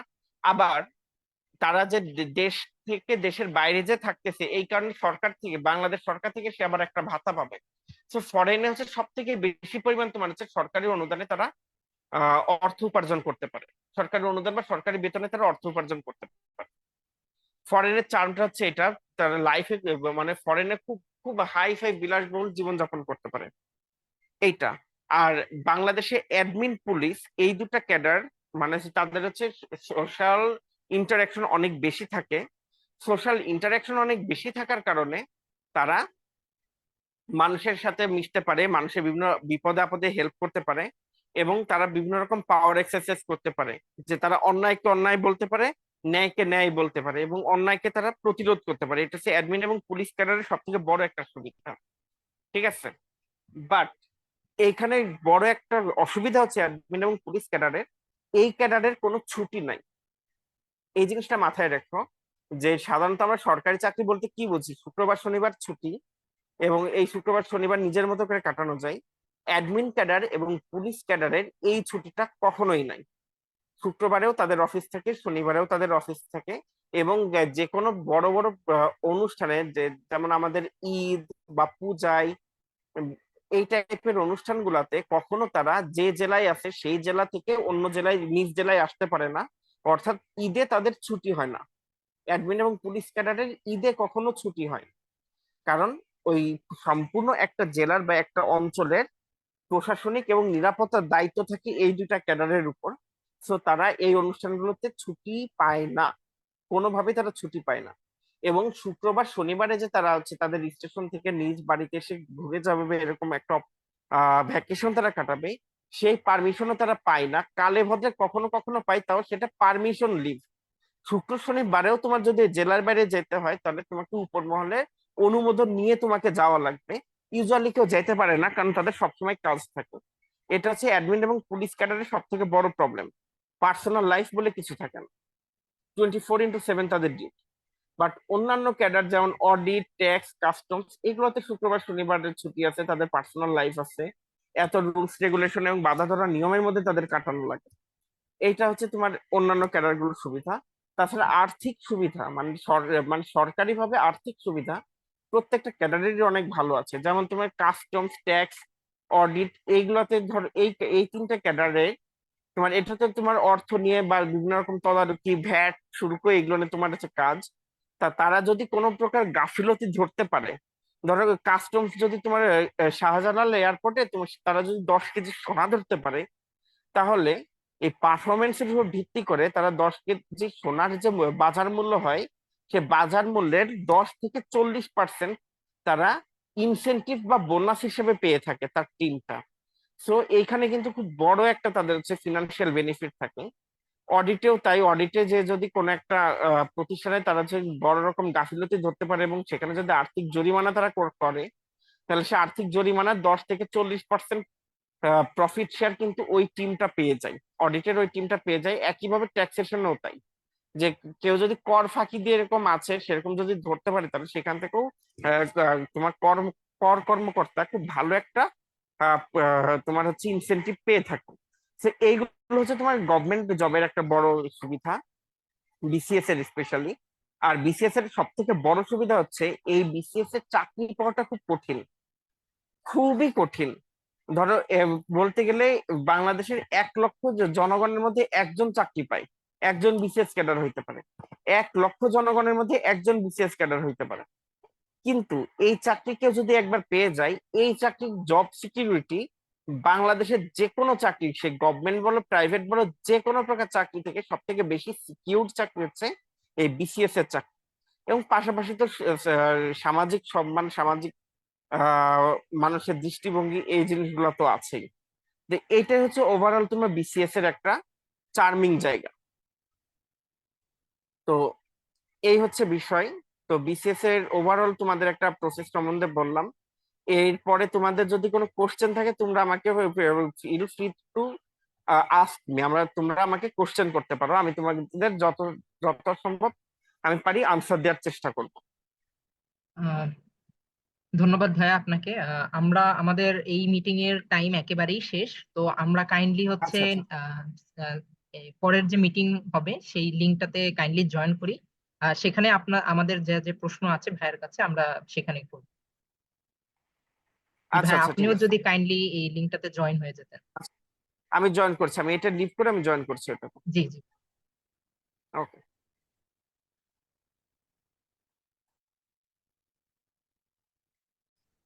চলতেছেন এই জি স্যার। আচ্ছা আচ্ছা, ওই যে স্পেসিফিক আপনার কোচিং বা আপনার ইয়ের ব্যাপারে একটুখানি পয়েন্ট দিয়েন বাইরে, জি যে স্যার। কোনো কোচিং, কোনো ম্যাটেরিয়াল, কোনো বই বা প্রিপারেশনটা কিভাবে শুরু থেকে শেষ পর্যন্ত একজন যাবে, কি কি বই বা কি কি ম্যাটেরিয়াল ফলো করবে, কি কি কোর্স সে করতে পারে, অথবা কোনো কোচিং এ যাইতে হলে ভাইয়ের কোনো রিকমেন্ডেশন আছে কিনা, বা কোচিং এ গেলে সেইখানকার স্ট্র্যাটেজিটা কেমন হতে পারে, এই বিষয়গুলো শুনে ভাইয়ের থেকে জেনে নেওয়া যায় কিনা একটু দেখে। জি স্যার, অবশ্যই স্যার। ওকে। ভাইয়া কি আমাদের সাথে আছেন? হ্যাঁ হ্যাঁ আমি আছি। জি। হ্যাঁ ভাই, তো আসসালামু আলাইকুম। ওয়ালাইকুম সালাম। ভাই কেমন আছেন? আলহামদুলিল্লাহ। কে দীপ নাকি? হ্যাঁ ভাই। এই ব্রাদার, কি অবস্থা তোমার? এই তো ভাই আলহামদুলিল্লাহ চলতেছে। আচ্ছা আচ্ছা। ভাই আমি এই যে বলতেছি। হ্যাঁ হ্যাঁ বলো হ্যাঁ ভাইয়া বলো। হ্যাঁ, আমি বলছি মনে হয় শুনছেন আর কি। হ্যাঁ আমি শুনছি কিছুটা, হ্যাঁ হ্যাঁ, আমি ঠিক আছে। দেখি বলার চেষ্টা করব।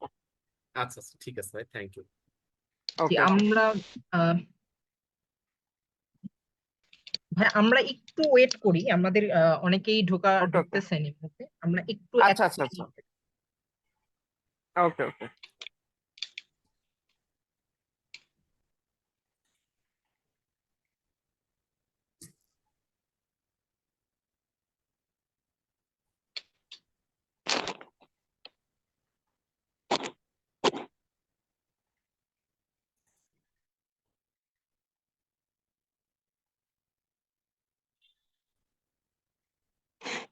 তো ভাই আমরা শুরু করি। তো আমাদের আজকের এই আচ্ছা সেশনে উপস্থিত আছেন শোয়েব মোহাম্মদ স্যার। স্যারকে অসংখ্য ধন্যবাদ, তার অনেক ব্যস্ততার মাঝেও তিনি আমাদেরকে সময় দিয়েছেন। এবং ভাইয়া আপনাকেও অনেক ধন্যবাদ, আপনি এত সুন্দর করে মোটামুটি অবশ্যই। সবকিছুই কভার করে ফেলেছেন।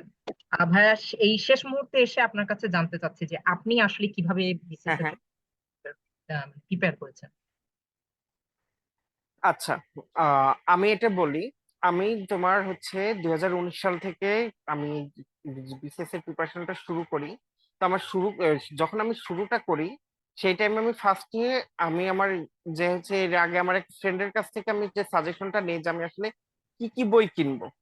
তো সেই একটা বইয়ের লিস্ট সে আমাকে দিয়ে দেয় এবং সেই বইগুলা কিনে সে আমাকে ফার্স্টে বলে যে তুমি টোটাল বইটার যে সিলেবাস, ধরো একটা এক সেট বই কিনা মানে কি আমার পুরো সিলেবাস ধরে বইটা কেনা, এই পুরো সিলেবাসটা তুমি 2 থেকে 3 মাসের মধ্যে নিজের মতো করে একবার রিডিং দিয়ে হলো কমপ্লিট করে আসো, দেন তুমি নিজেই বুঝতে পারবা কিভাবে কি করতে হবে।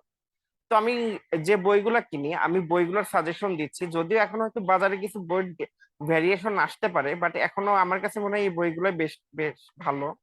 যেমন আমি বাংলা লিটারেচার এবং বাংলা গ্রামারের জন্য জর্জ MP3 বইটা কিনি। পাশাপাশি আমার হচ্ছে এই যে ক্লাস 9-10-এর আমাদের যে পুরানো বাংলা বইটা ছিল সেই বাংলা বইটা মানে পুরাতন কারিকুলামের যে বইটা ছিল ওই গ্রামার বইটা আমি সাথে রাখি। এই দুইটা মিলে কিন্তু আমি বাংলার প্রিপারেশনটা নেই।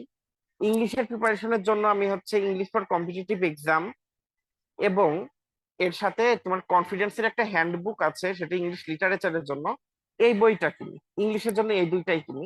পাশাপাশি ইংলিশের অনেক মার প্যাচ আছে, এই মার প্যাচের জন্য আমি হচ্ছে রেগুলার কোচিং এ ক্লাস করেছি, ইংলিশের ক্লাসগুলো অন্তত খুব ভালোভাবে করার চেষ্টা করেছি। বাংলাদেশ অ্যাফেয়ার্স এর জন্য আমি জর্জ MP3 কিনি, ইন্টারন্যাশনাল অ্যাফেয়ার্স এর জন্য জর্জ MP3 কিনি। এবং এই দুইটা বই কমপ্লিট করার পরে আমি হচ্ছে যে নাইম হোসেন স্যারের বেসিক ভিউ বইটা কিনি। এবং জিওগ্রাফির জন্য আমি হচ্ছে জর্জ MP3 বইটাই কিনি। তো এই তিনটা বইয়ের পাশাপাশি আমি নাইম স্যারের বেসিক ভিউ বইটাও আমি যখন পড়েছি সেখান থেকে আমি নৈতিকতা মূল্যবোধ সুশাসনের প্রিপারেশনটা নিয়েছি। মূলত আমার হচ্ছে ওই ওই 70 আর হচ্ছে এই জেনারেল নলেজের যে 70, এই 140 আমি এই বইগুলো থেকে কমপ্লিট করছি। আর এরপরে থাকলো ম্যাথ বই। ম্যাথের জন্য ধরো আমাদের খুব বেশি একটা, যারা আমি ইঞ্জিনিয়ারিং ব্যাকগ্রাউন্ডের স্টুডেন্ট আছি আমরা, বা আমরা যারা সায়েন্স নিয়ে সারা জীবন থাকছি, ম্যাথের জন্য আমাদের খুব বেশি একটা প্যারা নেওয়া লাগবে না। তারপরে দেখা যাচ্ছে ম্যাথের জন্য ভালো ভালো কতগুলো বই আছে, যেমন তোমার হচ্ছে ম্যাথ আওয়ার আছে, ম্যাথ ককটেল আছে, খাইরুলস বেসিক ম্যাথ আছে। যে কোনো একটা বই নিয়ে তুমি মোটামুটি প্র্যাকটিস করলে তোমার ম্যাথ এনাফ হয়ে যাবে। মেন্টাল অ্যাবিলিটির জন্য আমি দুইটা বই এই পর্যন্ত কিনেছি, তার মধ্যে আমার খাইরুল মেন্টাল অ্যাবিলিটিটা ভালো লেগেছে। তো আমি রিটার্নের জন্য এবং পরবর্তী পিলিগুলোর জন্য হচ্ছে আমি খাইরুল মেন্টাল অ্যাবিলিটিটাই পড়েছি, ভালো লাগছে আমার কাছে বইটা। তারপরে তোমরা বাজারে যে একটু দেখতে পারো যে কোন বইটা তোমার জন্য অ্যাডপ্ট করতে ইজি হয়, সব বইতে মোটামুটি একই রকম মেটেরিয়াল থাকে। তো ম্যাথ মেন্টাল অ্যাবিলিটি এইগুলো গেল। এইবার তোমার হচ্ছে আইসিটি। আইসিটি নিয়ে কিন্তু আমাদের অনেক রকম ভীতি কাজ করে, বিশেষ করে যারা হচ্ছে আইসিটি ছোটবেলায় পড়িনি বা তোমার হচ্ছে যে এসএসসি ইন্টার আইসিটিটা পড়িনি, আমাদের একটা ভীতি কাজ করে। বাট তোমরা যারা জুনিয়র আছো তোমরা তো সব আইসিটি পড়ে এসেছো। তো আইসিটির জন্য তোমরা হচ্ছে ইজি কম্পিউটারটা দেখতে পারো, বা তোমার আইসিটি ভিউ দেখতে পারো, বা এই টাইপের তোমার আলালস আইসিটির বইটাও দেখতে পারো, যেটা তোমার কাছে ভালো লাগে তুমি সেটা নিতে পারো। তিনটা বই ভালো, খারাপ না।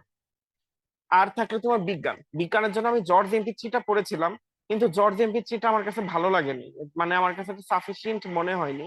কিন্তু আমার কাছে মনে হয়েছে যে জাস্ট প্রিভিয়াস কোশ্চেন গুলো একটু ব্যাখ্যা করে করে চলে গেছে। তো আমি রিসেন্টলি একটা বই দেখেছিলাম সেলফ সায়েন্স, এই সেলফ সায়েন্স বইটা মোটামুটি ভালো ভালো লাগছে, মোটামুটি বিস্তারিত দেওয়া আছে পাশে। আর সেলফ সায়েন্স যদি ভালো না লাগে তোমরা হচ্ছে ওরাকনের যে জেনারেল সায়েন্স বইটা আছে, সাধারণ বিজ্ঞান বইটা আছে, এই সাধারণ বিজ্ঞান বইটা একটু লাইব্রেরিতে যে দেখতে পারো। এই দুটার মধ্যে যে বইটা ভালো লাগে তোমরা নিয়ে নিতে পারো। আর যদি বেশি কনফিউজ থাকো জর্জ MP3টাও দেখতে পারো, এটা মোটামুটি 10-12 নাম্বার কমন পাওয়ার জন্য খারাপ হবে না বইটা। তো এটা নিতে পারো। তো তোমাদের যারা হচ্ছে এটা জব এই বিসিএস এর প্রিপারেশনটা নিতে চাই, তারা এই এক সেট বই কিনে তার টার্গেট থাকবে নেক্সট 2 থেকে 3 মাসের মধ্যে তারা যেন এই টোটাল সিলেবাসটা অন্তত একবার রিডিং দিয়ে হলেও পড়ে ফেলে। একবার রিডিং দিয়ে হলে পড়ে ফেললেও সে কিন্তু নিজেই বুঝতে পারবে যে আসলে আমার কোন দিক দিয়ে ফোকাস করা দরকার। আর কোচিং এর যে বিষয়টা আছে, আমি যখন কোচিং এর ঢাকায় চলে যাই প্রিপারেশন নেওয়ার জন্য, আমি ডিরেক্ট যে উত্তরায় কনফিডেন্সে ভর্তি হই, যে বেলাল আহমেদ রাজুর যে কনফিডেন্স, এই কনফিডেন্সটাতে ভর্তি হই। তো সেইখান থেকে আমি আবার যে সব ক্লাস করেছি তা না, আমার যেমন বাংলাদেশ অ্যাফেয়ার্স বোঝার প্রবলেম ছিল, আমি বাংলাদেশ অ্যাফেয়ার্স এর ক্লাসগুলো করেছি, ইন্টারন্যাশনাল অ্যাফেয়ার্স এর ক্লাসগুলো করেছি, আমি ইংলিশের ক্লাসগুলো করেছি। বাংলা লিটারেচারের ক্লাসগুলো করেছি, বাংলা গ্রামারের ক্লাস আমি কখনো করি, কারণ বাংলা গ্রামার আমি নিজেই নিজেই মোটামুটি ভালো পারতাম, আমার ক্লাস করে খামাখা সময় নষ্ট মনে হতো। আমি এই ক্লাসগুলো করেছি, আমি কখনো math, mental ability, science, ICT এই ক্লাসগুলো আমি কখনো করিনি। যে কারণ আমার মনে হয়েছে যে ওইগুলো আমি নিজে পড়লে বরং ভালো করতে পারবো, আমার ওই ক্লাসে যে এই সময় নষ্ট করা লাগবে না। তো এইভাবে আমি নিজের মতন করে আমি প্রিপারেশনটা নিয়েছি। তো এবং পাশাপাশি এই কোচিং এ যে কাজটা করে, সে কোচিং এ যে রেগুলার বেসিসে যে পরীক্ষাটা হয়, এই পরীক্ষাটা আমি সবসময় চেষ্টা করেছি কন্টিনিউয়াসলি দেওয়ার, এবং যতদূর সম্ভব আমার সিলেবাস কমপ্লিট করে যাওয়া পসিবল ততদূর সম্ভব আমি সিলেবাস কমপ্লিট করে গিয়েছি। কখনো পরীক্ষা ভালো হয়েছে, কখনো পরীক্ষা খারাপ হয়েছে, সেটা কোনো ব্যাপার না, তুমি লেগে থাকতে পারছো কিনা এটা হচ্ছে ইম্পর্টেন্ট। তো এই লেগে থেকে তোমার এইগুলো অ্যাটেন্ড করতে হবে, ভালো খারাপ কন্টিনিউয়াসলি চলতেই থাকবে। শুধু তোমাকে দেখতে হবে যে তুমি প্রথমে যতটা খারাপ করছো, পরের পরীক্ষায় তার থেকে তুমি ভালো করতে পারতেছো তুমি। এই জিনিসটা তোমার যদি গ্রাজুয়াল প্রোগ্রেসের মধ্যে তুমি যদি থাকো, তাহলে দেখবা তুমি ভালো করতে পারবা ইনশাল্লাহ। তো এরকম ভাবে চলতে পারে। দেখো যশোরের যে কোচিং ফ্যাসিলিটির মধ্যে আমি যতদূর জানি ওরাকল আছে, বেলাল আহমেদ রাজুর কনফিডেন্সটা আছে, এই দুটা কোচিং আমি যশোরেরটা জানি, কিন্তু আসলে ঢাকা এবং চিটাগাং এর বাইরে আমি কনফিডেন্সেরটা যতদূর জানি, ঢাকা এবং চিটাগাং ব্রাঞ্চ গুলোর বাইরে অন্য ব্রাঞ্চ গুলোতে না ইউজুয়ালি ভালো টিচার দেয় না, ইউজুয়ালি তারা ভালো টিচার দেয় না। তো এই জন্য দেখা যাচ্ছে অনেকে তোমার সে ঢাকার বাইরে বা চিটাগাং এর বাইরে যারা থাকে তারা অনলাইন কোচিং এর দিকেও আসতে পারে। তো বর্তমানে বেশ কতগুলো অনলাইন কোচিং ও ভালো করতেছে, সেগুলোতে তোমরা খোঁজ খবর নিতে পারো। কোচিং মূলত কেউ ভাই তোমাদের পড়িয়ে দেবে না, তোমাকে কি করতে পারে, তোমার পড়াটা গুছাই দিতে পারে, তোমার যেগুলোতে প্রবলেম সেই জিনিসগুলো তোমাকে কিভাবে পড়লে তুমি বুঝতে পারবা, বা তার প্রেক্ষাপট কিভাবে তোমার ক্যাপচার করতে হয় সেই জিনিসটা তোমাকে কোচিং ধরাই দিবে। এইটা হচ্ছে তোমার কোচিং এর কাজ। তাছাড়া কোচিং এর কোনো কাজ নেই। আর কোচিং এর আরেকটা ফ্যাসিলিটি হচ্ছে তুমি রেগুলার বেসিসে পরীক্ষা দিতে পারবা, এটা খুব ভাইটাল একটা ফ্যাসিলিটি কোচিং। এই কারণে হচ্ছে অন্তত এক টার্মের জন্য লাগে, এক টার্ম কোচিং করতে পারলে দ্বিতীয় টার্মের জন্য আর তোমার কখনোই কোচিং লাগবে না, কোনো প্রকার কোচিং লাগবে না। তো আশা করি তোমরা মোটামুটি কিভাবে পড়াশোনাটা এগিয়ে নিতে হয় বা কোন বইগুলো ফলো করা এবং কোচিং এর কাজ সম্বন্ধে জানতে পারছো। নেক্সট কোশ্চেন কি আছে একটু বলো আমাকে, বা অন্য কিছু বুঝতে না পারলে একটু বলতে পারো। জি ভাইয়া, ধন্যবাদ আপনার সাজেশন গুলোর জন্য। ভাইয়া আমাদের একটা প্রশ্ন ছিল এরকম যে আমরা যারা রানিং স্টুডেন্ট আছি, এরা হচ্ছে অনেক সময় দেখা যায় যে অনেকে হ্যাঁ, ফ্রাস্ট্রেশন থাকে বা অনেকে প্রথম থেকেই সিরিয়াস থাকে যে না বিসিএস নিয়েই আমরা শুরু করব। তো সেই ক্ষেত্রে আপনি আসলে কতটুকু মনে করেন যে আসলে কি ফার্স্ট ইয়ার সেকেন্ড ইয়ার থেকেই কি বিসিএস প্রিপারেশন নেওয়া শুরু করা উচিত বা যুক্তিসঙ্গত কিনা, বা মানে আমরা যারা আইপি পড়াশোনা করতেছি, এই পড়াশোনা থাকাকালীন অবস্থাতেই আসলে বিসিএস এর প্রিপারেশন নেওয়া শুরু করাটা, এই বিষয়টাকে আপনি কিভাবে দেখেন? শোনো, আমরা যারা আইপি গ্রাজুয়েশন করতেছি, আমরা আইপি কিন্তু খুব ইজি একটা সাবজেক্ট না। আমি যেটা মনে করি আইপি মোটেও একটা ইজি সাবজেক্ট না। এখানে আর আমাদের ইউনিভার্সিটিতে যে কোশ্চেন আগে হতো এখন কেমন হয় জানি না, এইখানে সার্ভাইভ করে ভালো রেজাল্ট করে বের হওয়াটাও অনেক টাফ। তো একদম শুরু থেকে তোমার যদি মেন্টালিটি থাকে, তুমি শুরু থেকে ডেডিকেটেড ভাবে একাডেমিক পড়া বাদ দিয়ে একাডেমিক পড়া ক্ষতি করে বিসিএস এর প্রিপারেশন নিবা, এটা একটা বোকামি আমার কাছে মনে হয়। আমি কিন্তু তোমার হচ্ছে তোমাকে তো তোমাদের তো ফার্স্টে বলেছি যে আমি কিন্তু হচ্ছে 6 মাস চাকরি করে যে তারপর প্রিপারেশন নেওয়া শুরু করছি। তারপর কেউ যদি প্রথম থেকে নিতে চাই, ভাই তুমি খুব বেসিক জিনিসগুলো একটু দেখার চেষ্টা করতে পারো। বেসিক জিনিসগুলো বলতে তুমি কিছু রেফারেন্স বই তুমি পড়তে পারো। তুমি আমরা যারা হচ্ছে এই চাকরির প্রিপারেশন নিতে যাই, হুট করে যে আমরা হচ্ছে বিভিন্ন প্রকারের ভোকাবুলারি, ইংলিশ ভোকাবুলারি প্র্যাকটিস করতে গেলে আমাদের খুব কষ্ট হয়ে যেত, বলতে গেলে পারতামই না এমন একটা অবস্থা। তোমার এখন অনেক টাইম আছে, তুমি দিনে 4টে 5টে করে ভোকাবুলারি পড়তে থাকো। আর আমরা যারা আইপি তে গ্রাজুয়েশন করি, আমি খুব ভালোভাবেই জানি কেউ এই সেমিস্টার ফাইনালের 2 মাস আগে ছাড়া পড়াশোনা করে। সো এই 6 মাসের মধ্যে 4 মাস তারা কিন্তু ফ্রি ঘোরাফেরা করে। এই টাইমটাতে তুমি যদি দিনে অন্তত 1টা ঘন্টা বের করতে পারো এই চাকরি প্রিপারেশনের জন্য, এটা তোমার জন্য enough।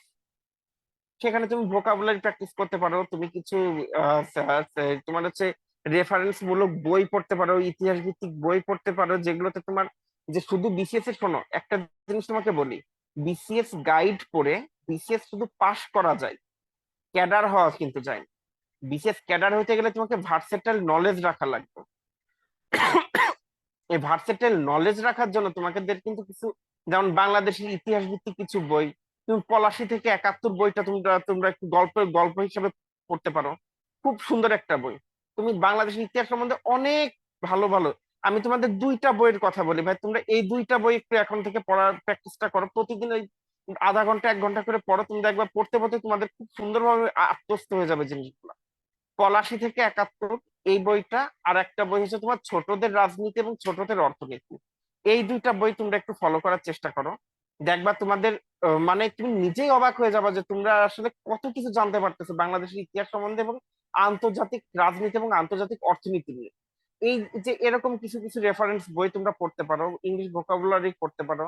যদি আরো বেশি কিউরিয়াস হয়ে থাকো, তোমরা দেখা যাচ্ছে বাংলা গ্রামারে অনেক টাইমে প্রবলেম হতে পারে বা ইংলিশ গ্রামারে অনেক টাইমে প্রবলেম হতে পারে, সেগুলো তোমরা একটু ফলো করার চেষ্টা করতে পারো।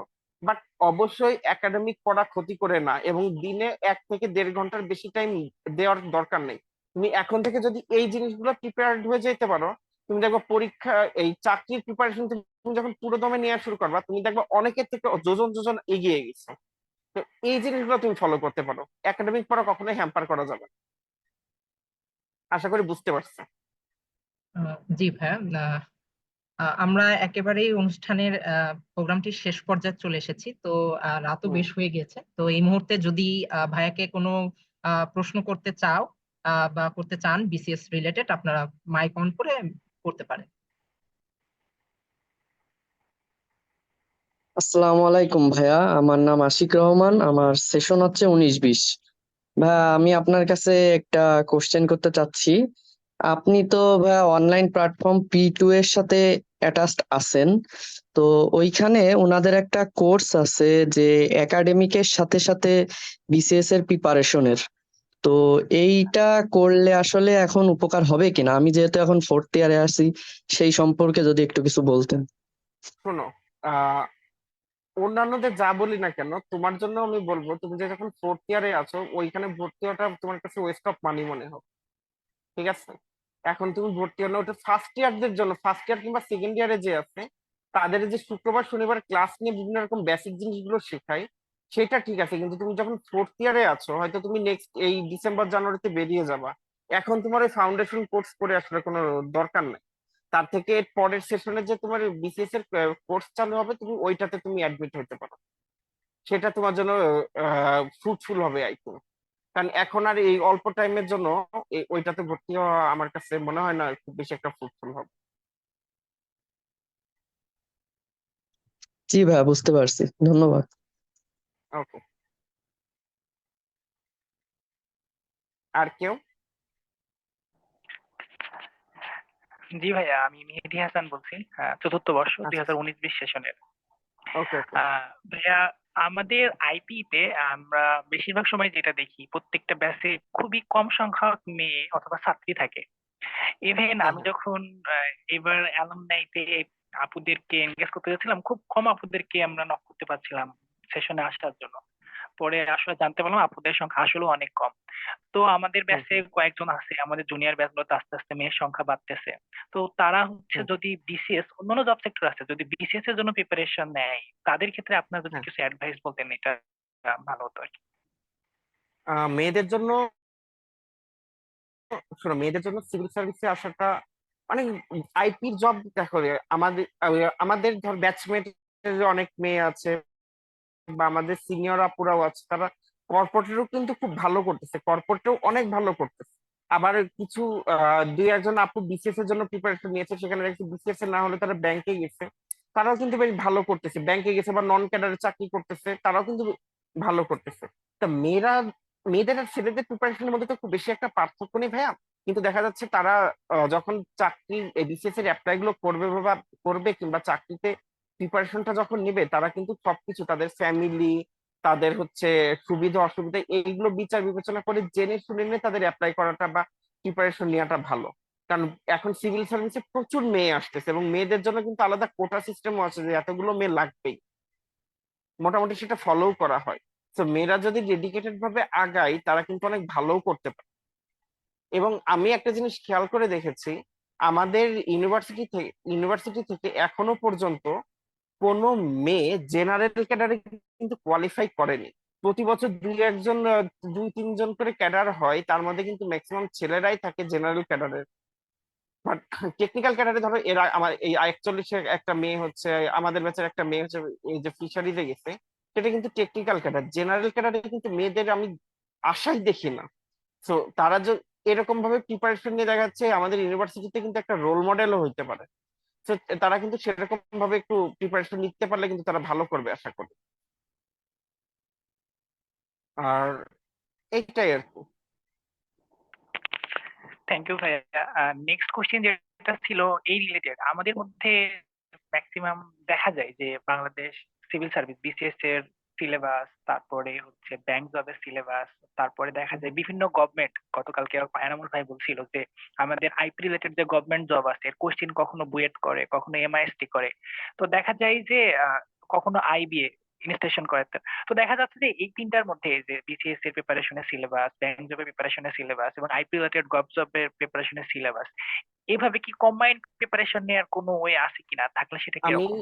হ্যাঁ, আমি ধরো শোনো, আইপি যে চাকরিটা হবে, ঠিক আছে, যে পরীক্ষাটা হবে, আমি দু একটা দিয়ে যেটা দেখেছি বিটাকের সাধারণত বুয়েট অথবা এমআইএসটি করে। 90% ক্ষেত্রে বুয়েট করে, হয়তো 10% ক্ষেত্রে এমআইএসটি কোশ্চেন করে।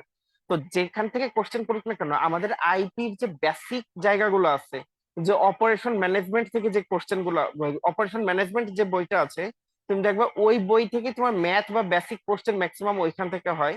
তাছাড়া তোমার হচ্ছে ম্যানুফ্যাকচারিং প্রসেস থেকে কিছু কোশ্চেন হয় এইগুলা। সো আমার সাজেশন হচ্ছে,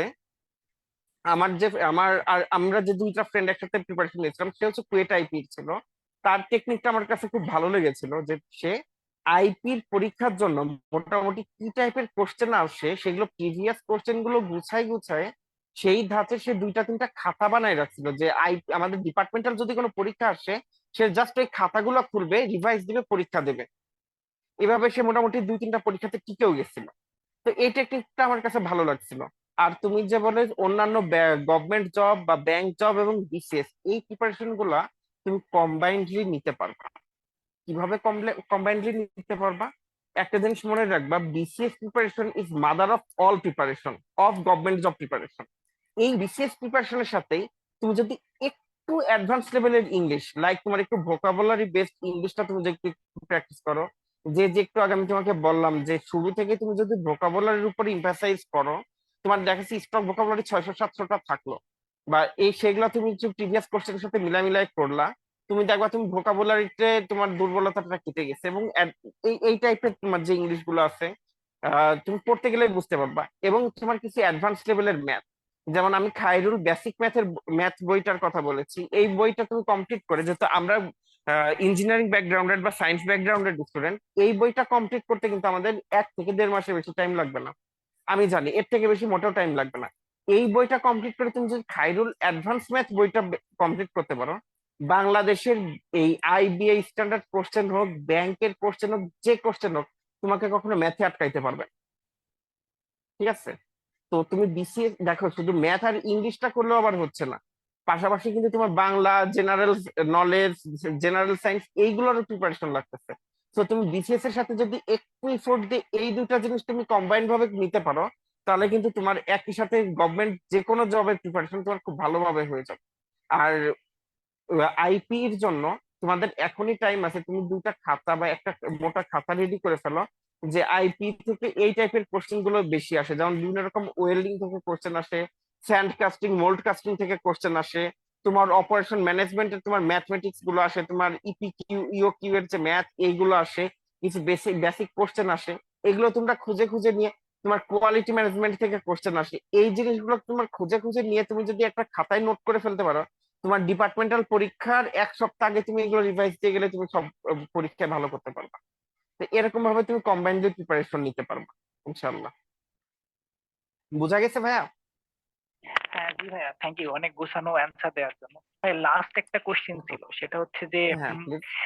বিসিএ ইংলিশ নিয়ে আমাদের হচ্ছে একাডেমিক্সে আমি লাস্টে মুস্তাফিজুর রহমান স্যারের সাথে কথা বলছিলাম যে স্যার আমাদের স্টুডেন্টরা অনেকেই ভালো পরীক্ষা দেয় কিন্তু ভালো আউটপুট পায় না। তো স্যার একটা কথা বলছিল যে মেহেদী আমাদের স্টুডেন্টদের ম্যাক্সিমামে ইংলিশে লেখার কোয়ালিটি খুবই খারাপ, তো আমরা চাইলেও মার্ক দিতে হ্যাঁ পারি না। আবার মাঝখানে আমি কুয়েটে কিছুদিন ছিলাম, ওখানে 2-3 দিন মতো, ওখানে একটা স্যারের সাথে কথা হয়েছিল।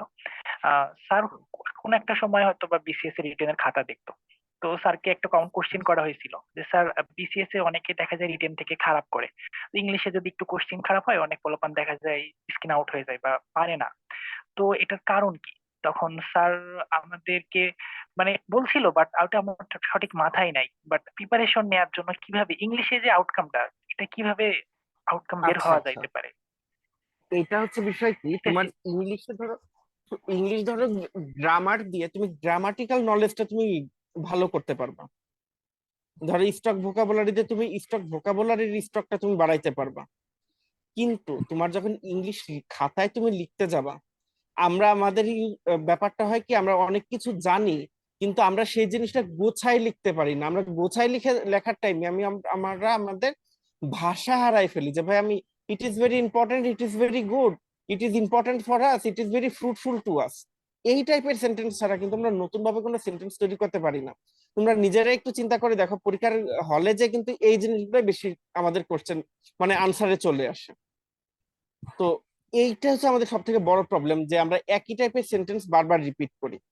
এর একটা ব্যাপারটা কি, তোমার এখানে কিছু ইফোর্ট দিতে হবে, তোমার অন্তত 3 মাস ইফোর্ট দিতে হবে। এখানে তোমার ফ্রি হ্যান্ড ইংলিশ রাইটিং স্কিলটা তোমাকে বাড়াইতে হবে। তো এর জন্য তোমার কিছু স্টক ভোকাবুলারি লাগবে, যে তোমার যাতে একই টাইপের ওয়ার্ড বারবার ইউজ না হয়, তোমার একটু ডিফারেন্ট ওয়ার্ড ইউজ হলো, এবং সেন্টেন্স মেকিংটা তোমাকে শিখতে হবে। যার জন্য করতে হবে কি, আমাদের ইউনিভার্সিটিতে কিন্তু এই কালচারটা নাই। এই কালচারটা আসলে আমরাও কখনো পাইনি, এই কালচারটা তোমরা হয়তো শুরু করতে পারবে ইনশাল্লাহ। তোমরা অন্তত সপ্তাহে একদিন একটা ইংলিশ পত্রিকা কেনো ভাইয়া, অন্তত একদিন একটা ইংলিশ পত্রিকা কিনো।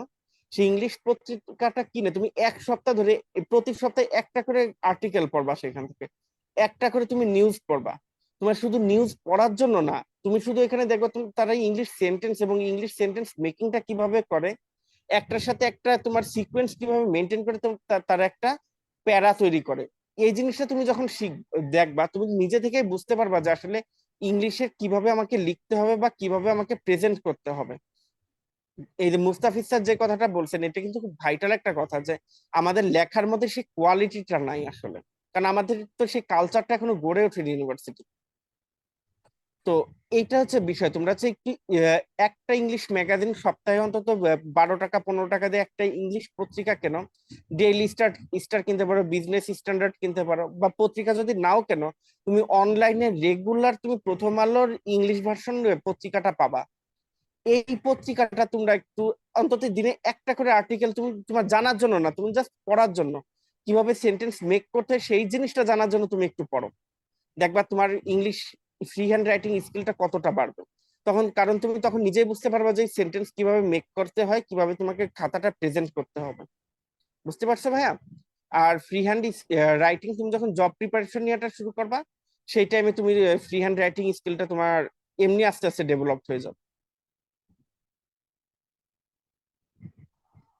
জি ভাইয়া, থ্যাংক ইউ। আমাদের চ্যাট বক্সে একজন কোশ্চেন করছে, চ্যাট বক্সে সেটা একটু হোস্ট একটু কন্টিনিউ কর। জি, আহ, আমাদেরকে রাবে আপু হচ্ছে চ্যাট করেছেন। তিনি কোশ্চেন করছেন ভাইয়ের কাছে যে বিসিএস বা গভর্নমেন্ট জবের ভাইভাতে আইপিএস সিলেবাস রিলেটেড কোনো কোশ্চেন হয় কিনা, এইটা যদি একটু বলতেন ভাইয়া। আমার আমি জাস্ট একটা ছোট্ট এক্সাম্পল দিই। আমার বিসিএস ভাইভাতে টোটাল 23টা কোশ্চেন করা হয়েছে। ঠিক আছে, আমার ধরো 15-16 মিনিট টাইম আমি ভাইবা বোর্ডে ছিলাম, আমার টোটাল 22 থেকে 23টা কোশ্চেন করা হয়েছে। তার মধ্যে 7 থেকে 8টা কোশ্চেন ছিল আইপি রিলেটেড বা ইন্ডাস্ট্রি রিলেটেড। ঠিক আছে, সো তোমার ডিপার্টমেন্ট রিলেটেড তোমাকে কোশ্চেন করবে। আর যদি সেখানে তোমার কোনো ইঞ্জিনিয়ারিং ব্যাকগ্রাউন্ডের কোনো টিচার থাকেন, তোমাকে তো আইপি থেকে কোশ্চেন মাস্ট করবেই। সেই আইপির এই বেসিক জিনিসগুলো তোমাকে ধরতে হবে, মানে সে জেনে রাখতে পারলে তোমার খুব বেশি গভীর থেকে কোশ্চেন করবে না, জাস্ট বেসিক থেকে কোশ্চেন করবে, এইটাই। আর কোনো কোশ্চেন? জি ভাইয়া, ধন্যবাদ। আহ, আর যদি কারো কোনো কোশ্চেন থেকে থাকে তাহলে ভাইয়াকে প্রশ্ন করতে পারে।